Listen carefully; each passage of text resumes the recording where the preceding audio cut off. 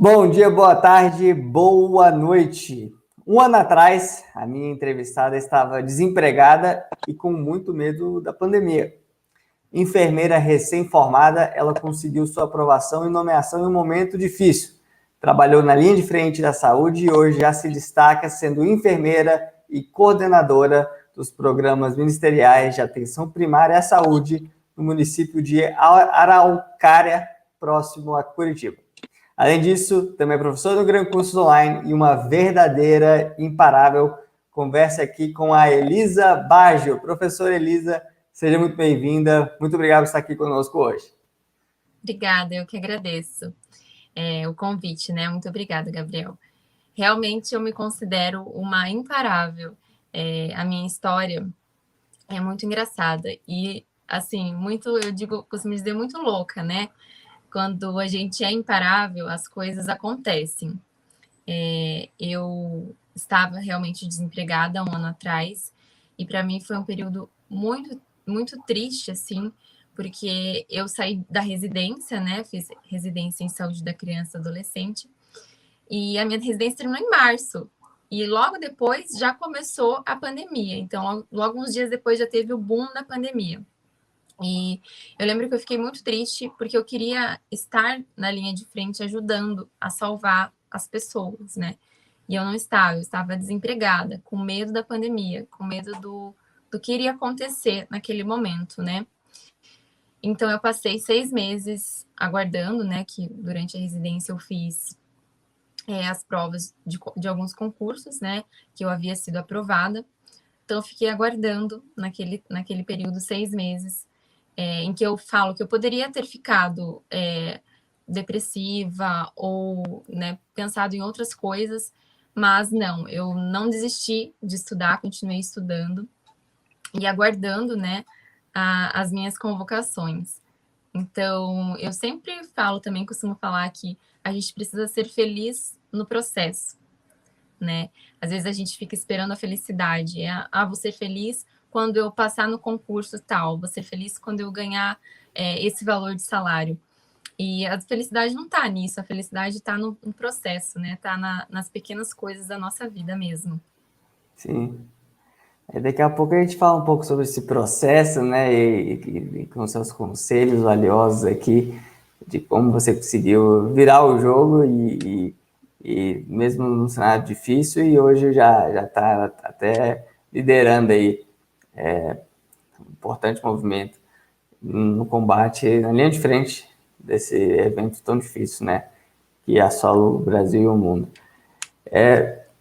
Professora, conta então um pouquinho mais para a gente. Você tinha uma rotina paralela ali no... Vamos voltar aqui um pouco antes dessa nomeação. Ela envolvia uma rotina de 60 horas semanais de residência, se não me engano, e você ainda fez provas de concurso nesse período. Como é que você conseguia conciliar tudo isso? Sim, então, realmente, né, residência são 60 horas semanais, 12 horas diárias, e é incrível como quando você tem pouco tempo, né, para estudar, você valoriza o pouco tempo que você tem para os seus estudos. Então, eu tinha, assim, na minha mente, eu queria muito passar em um concurso, porque eu queria ser valorizada, eu via que, né, talvez no hospital particular eu não tivesse nessa valorização. Então, durante a residência, eu comecei os meus estudos, que eu falo que foi essa época que eu realmente estudei mesmo, né? Estudei da melhor forma que eu podia. Então, eu tinha ali 2 horas de estudos diário, eu acordava bem cedinho, eu acordava assim, acho que 5 horas da manhã, porque a minha jornada começava às 7, né, no trabalho. Então, às vezes eu acordava 4h50, 5 horas. Eu ainda cuidava da minha saúde física, né? Eu ia para academia e eu comecei a otimizar os meus estudos, né? Porque eu via que eu tinha pouco tempo, então como que eu ia fazer para estudar nesse pouco tempo? Então, o Gram me ajudou muito com isso, porque eu tinha a opção das audioaulas, né, de baixar o áudio das aulas. Então, quando eu ia para a academia de manhã cedinho, a academia abria às 6, era do lado do hospital. Então, eu baixava as audioaulas e ficava na esteira ouvindo a aula, revisando o que eu tinha visto no dia anterior, né? Então, trabalhava, chegava no trabalho, né? Começava a trabalhar. E no meu horário de almoço, nosso horário de almoço é sempre 1 hora, né? E eu tirava 20 minutos para almoçar, 20 minutos, 30 minutos para almoçar. A maioria do pessoal ia para o shopping, passear, e eu pegava as minhas apostilas e ficava estudando no restante do meu tempo que eu tinha do almoço, né, disponível. E aí, no meu trajeto de volta para casa, no ônibus, eu pegava minhas apostilas de novo e estudava pelas apostilas no trajeto do ônibus mesmo. Então, ali, durante esse tempo do meu dia, né, que era escasso, eu conseguia render 2 horas de estudos e mais 1 hora em casa, 1 hora e meia quando eu chegava em casa, né, antes de dormir, que eu ia dormir tarde e acordava cedo para tentar render nos estudos.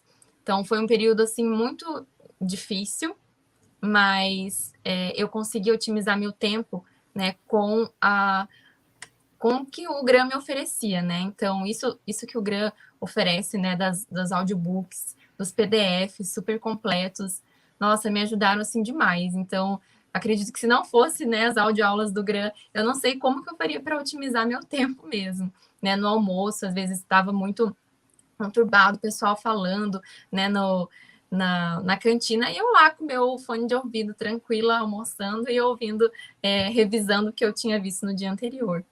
Então, foram períodos, assim, que eu lembro, né, que a gente costuma lembrar, que períodos, assim, que eu, né, dou muito valor por tudo que eu passei mesmo.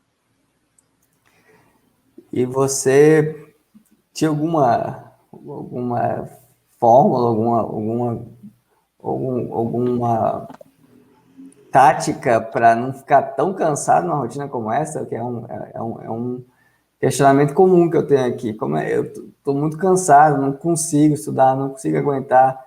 E eu sei que o sono é fundamental, não tem substituto. Mas diz pra gente, como é que você aguentava essa rotina aí? Porque é muito puxada, né? Sim, sim. Então, como eu né, costumava cuidar muito, né, da minha saúde física, porque eu via que isso ajudava demais, né? Então, quando eu não ia para academia, fazia exercícios, eu me sentia muito mais cansada, né? Então, eu preferia ir para academia, otimizar meu tempo lá, ouvir os audiobooks, né? Fazendo esteira. Então, o exercício físico me ajudou muito nessa época, né? Que era muito mais puxado, meus horários eram muito mais complicados. E claro, né? Eu sempre conseguia balancear, né? E equilibrar tudo. Então, quando eu estava muito cansada, muito exausta, às vezes você chega do plantão, é um plantão num hospital, então a gente sabe que muitas vezes tem dias que são muito mais difíceis do que outros dias, né? Então, claro, quando eu estava cansada, eu eu descansava, né? Eu me permitia esse tempo, porque eu sempre falo que também o nosso cérebro é como se fosse a academia, né? A gente treina, treina, treina, e 1 hora você precisa descansar para fazer efeito. Não adianta você só estudar, estudar, estudar e não ter o seu momento de descanso, né? Então, eu me permitia descansar assim quando eu precisava, porque eu sabia que se eu não tivesse descanso, eu não daria o melhor de mim nem no meu plantão, né, e nem nos meus estudos. Então, eu sempre tive isso de que, quando era necessário, eu descansava. Mas sempre com né, o dever, a disciplina, né, de estudar. Eu sabia que isso era necessário. Então, o estudo era a minha disciplina sempre mesmo. Então, acho que resumindo aqui, primeiro um cuidado com a saúde ali física, né? Que de certo modo te dava mais disposição. Aproveitar cada minutinho do seu dia, então você aproveitava todo segundo ali disponível, que todos os recursos que a gente tem hoje, ser mais possível, dá para fazer, né? De algum modo. E eu, nos casos mais extremos, realmente ia descansar sem culpa, né? No dia seguinte, render mais. Acho que esse desejo de ser máquina não é bom para ninguém, porque acaba que você não vai absorver e no outro dia também não vai render. Falando um pouco aqui sobre a sua mãe. Sua mãe foi uma grande inspiração para você, né? É uma grande inspiração para você. podia nos contar um pouquinho o porquê e o papel dela nessa sua trajetória? Sim, minha mãe é e sempre será, né, a minha grande inspiração. A minha mãe, ela é mãe solo, né, então é, ela teve a gente, eu e minhas duas irmãs, criou, né, nos criou sozinha. Então eu lembro, assim, da minha mãe muito, quando eu era criança, menor, né, ela arranjava de tudo, de um jeito para nos criar, né, nos dar a educação que a gente merecia ter. Então, eu lembro que ela fazia depilação nas vizinhas, ela vendia as roupas usadas para ter um dinheirinho a mais, né, para nos dar a educação necessária. E a minha mãe, ela também é servidora pública, então é um grande exemplo para mim também. Ela é professora, servidora municipal, e eu lembro que muitas vezes, assim, ela chegava tarde em casa, sempre estudando, sempre fazendo cursos. Uma visão, assim, que eu tenho muito da minha mãe é quando ela teve minha irmã menor, e eu lembro dela amamentando e com um livro do lado, estudando, sabe, para um concurso. Então, assim, a minha mãe realmente sempre vai ser esse meu exemplo, né, de persistência, de que muitas vezes a gente coloca desculpas, né, empecilhos na nossa rotina ou na nossa vida e que não existem, né, que a gente pode superar esses empecilhos que muitas vezes a gente coloca, né, na nossa rotina. Vai daquela máxima, né, que os nossos filhos fazem o que eles nos enxergam fazendo e não o que nós falamos para eles fazerem. Ainda não sou pai, mas eu aprendi isso com Sim, sabedoria popular, né, digamos assim. Então, acho que tem muito a ver com o papel e o exemplo da sua mãe, né? com certeza. Elisa, você infelizmente passou por um momento muito delicado, que foi um relacionamento tóxico, né, com alguém que não a incentivava.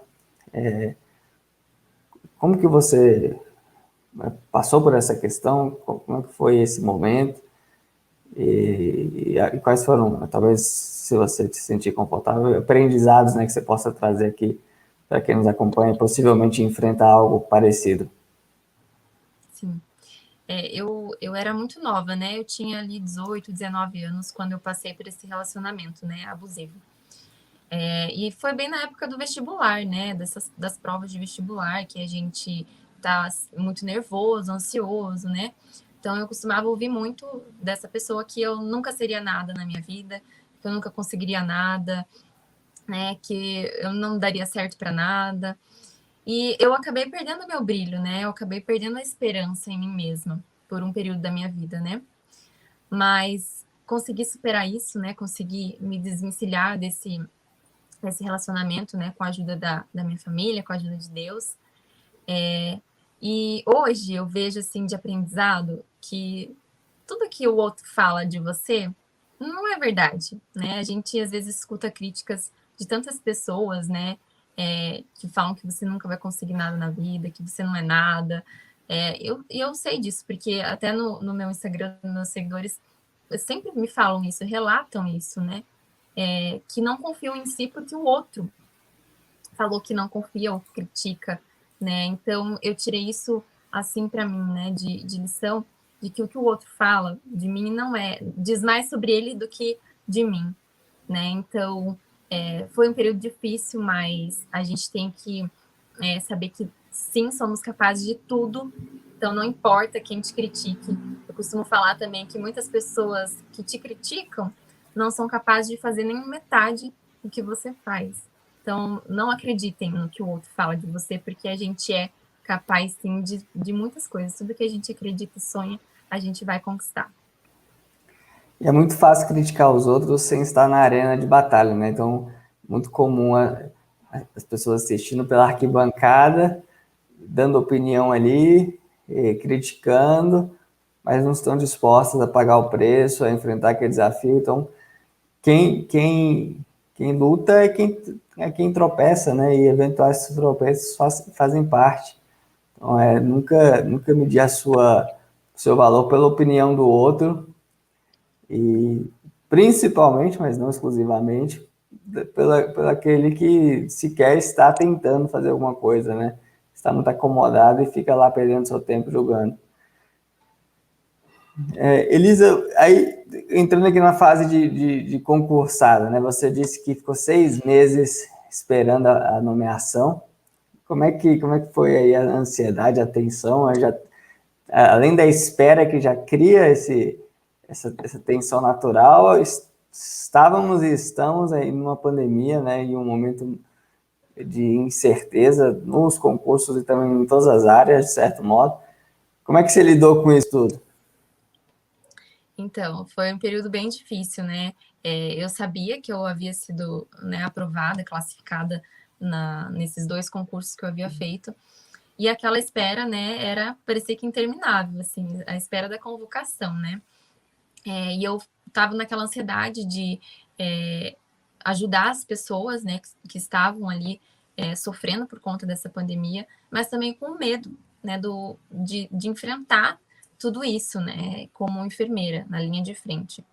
E aí até acabou que eu fui convocada para um dos concursos e eu tive que colocar na balança muitas coisas, tanto que o primeiro concurso que eu fui convocada eu não assumi, né? Então foi muito difícil para mim também aquele período. Eu decidi, né, ter essa decisão de assumir ou não.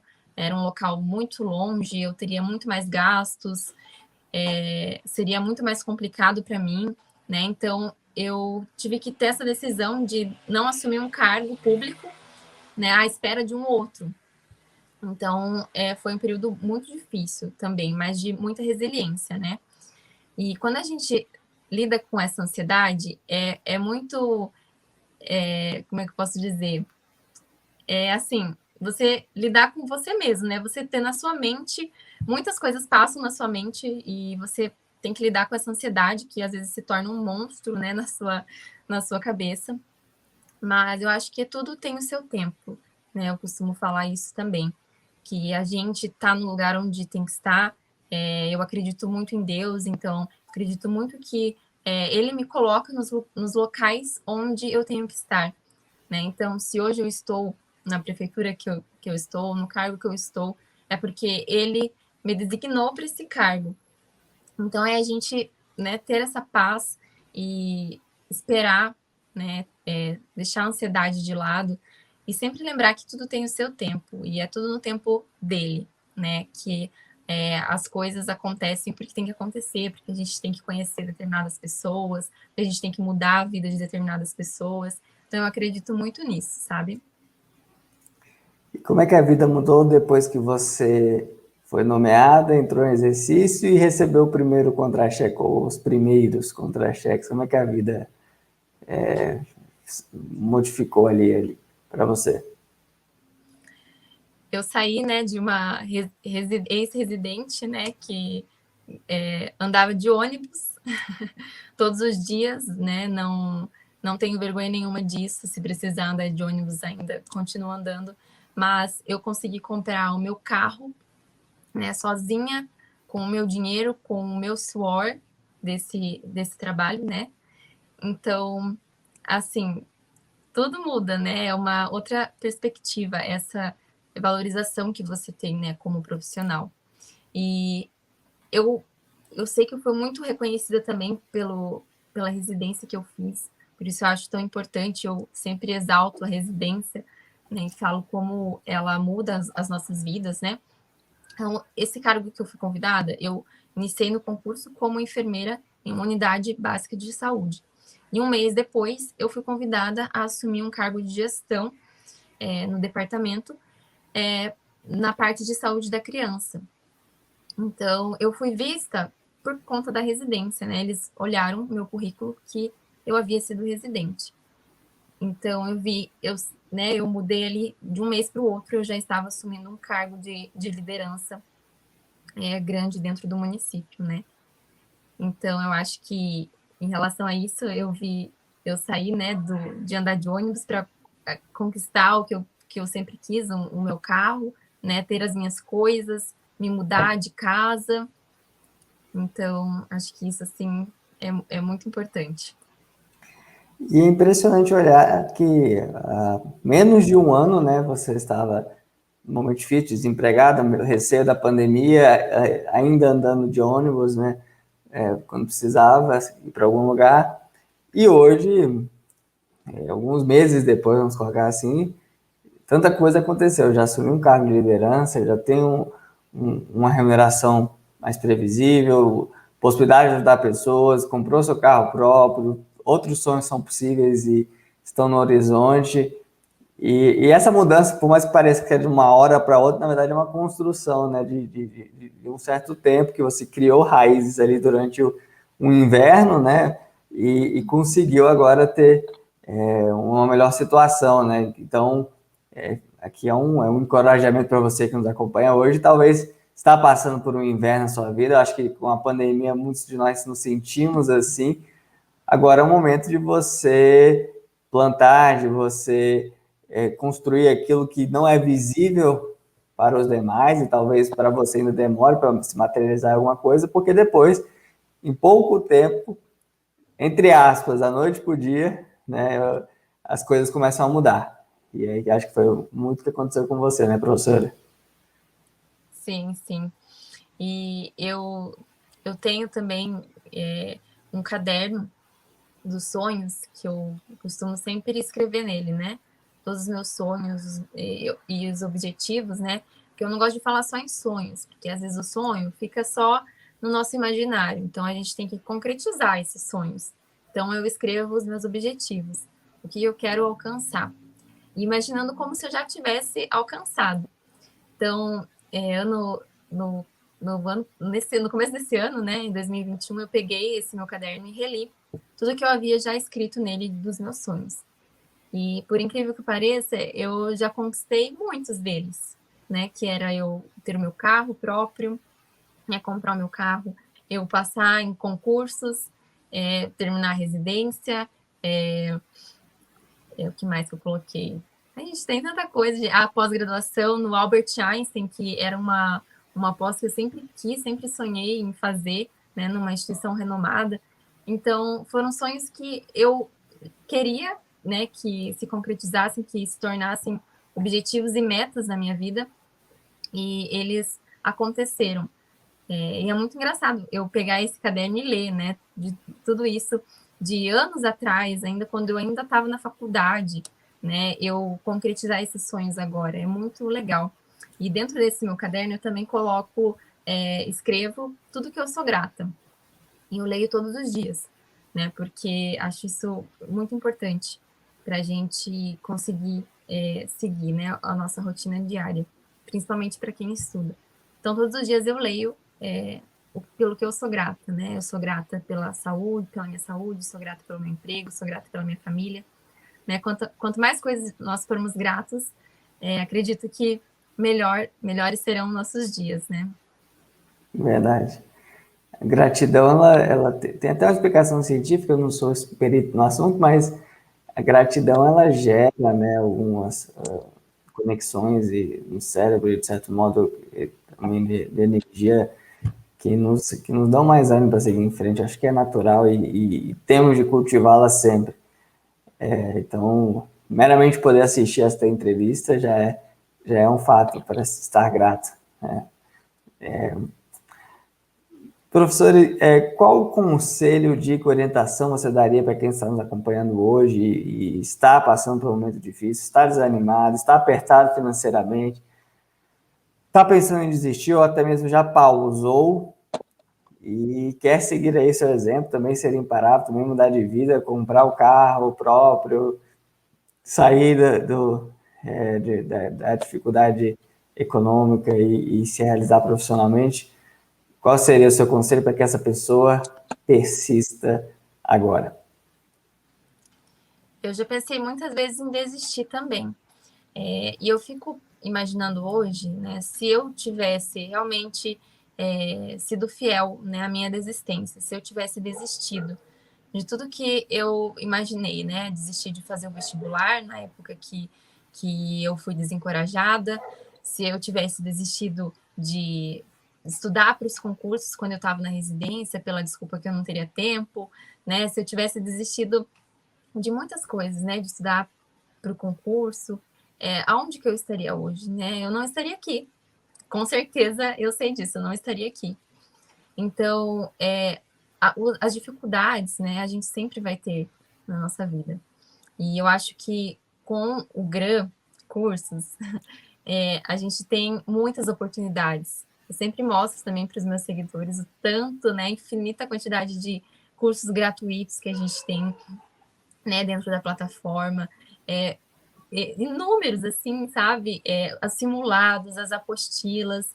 Então, muitas vezes a gente acha que não tem como, né, não tem essa oportunidade e tá ali na nossa frente, né? Então, o meu conselho é não desistam, persistam.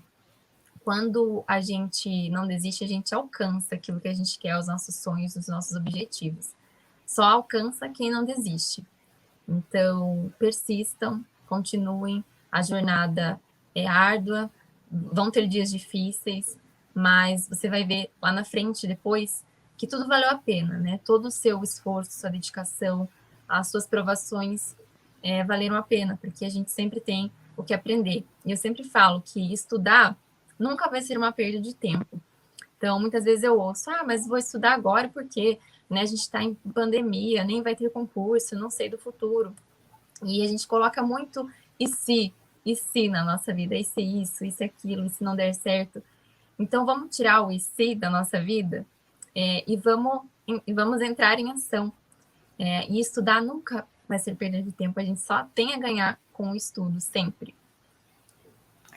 Eu gostei do que você falou, né? Eliminar o se. Até já escrevi um artigo sobre isso. A gente fica condicionando tudo a se algo acontecer e se eu tenho que fazer isso antes para conseguir aquilo depois, e depois aí nunca começa e nunca acontece. Então a gente tem que eliminar esse se da nossa vida e começar a fazer, a agir.